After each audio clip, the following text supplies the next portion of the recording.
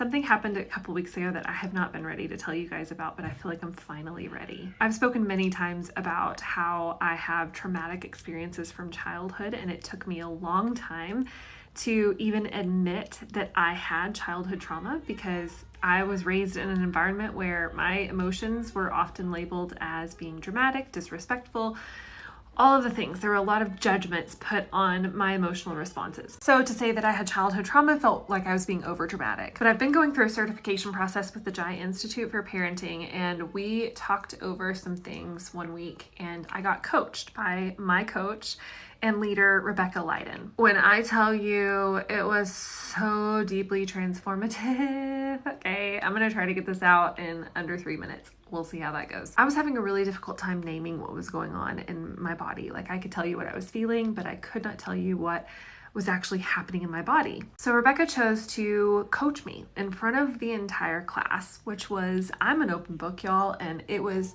uncomfortable for me in the moment even, but it was so deeply transformative. And she asked me to visualize what I was seeing and to see my inner child. And I immediately saw this vision of inner child, little Rachel, inside a dark pit.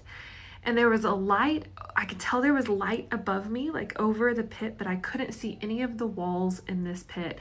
And I could not find a way out. She asked me if I was thinking or feeling anything, and I said that I saw myself in a fetal position, screaming at the top of my lungs, thinking, how could you do this to me? I don't understand. Having a child myself now, I don't understand how you did the things that you did to me. And then I started sobbing. This is the reason that I waited to tell you guys this story, because I'm now able to recount that story without still sobbing. She walked me through several other steps that brought some hopefulness, but I still walked away from that moment yearning for something deeper. And it wasn't until I was in a moment of meditation and prayer after that I was sitting there and I was just thinking, where was my heart healer? I've had personal experiences with one that I call the heart healer, my shame taker, my relationship restorer. And I was like, where were you in this vision? And all of a sudden I started hearing lyrics to a song that says, open up, let the light in, open up, let the light in, open up, let the light in, over and over and over again. And I remember Rebecca telling me, you're really fortunate that you see the light at all. And then it dawned on me, my heart healer